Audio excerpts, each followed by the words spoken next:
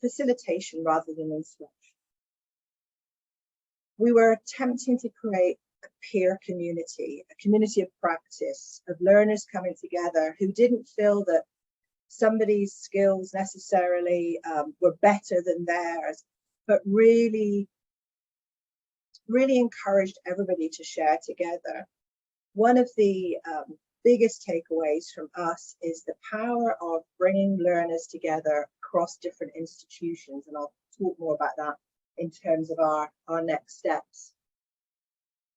But it was fascinating for us, even when we launched that first mental status assessment micro-credential, to see our nurses learning together in Yellowdig and describing the different ways in which their organizations, their institutions, their healthcare institutions required them to deliver a mental status assessment. It wasn't consistent.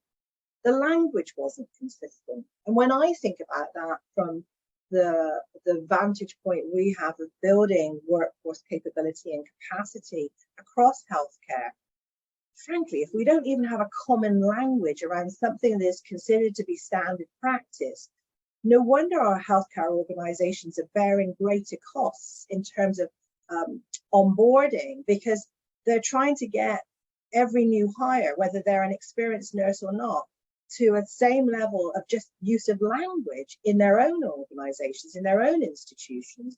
That has a cost, and particularly a time cost associated with it. So one of the things we're seeing as a really positive outcome that we're measuring through our work is the value of creating that common language across a community of adult learners, and our use of social learning and Yellowdig is really contributing to that. There's been some fascinating discussions in Yellowdig of why certain organizations use certain language in their particular parts of the healthcare setting, and some of it, as we are coast to coast in Canada, is actually, geographically specific too. And so we're really trying to build workforce capability and capacity for Canada.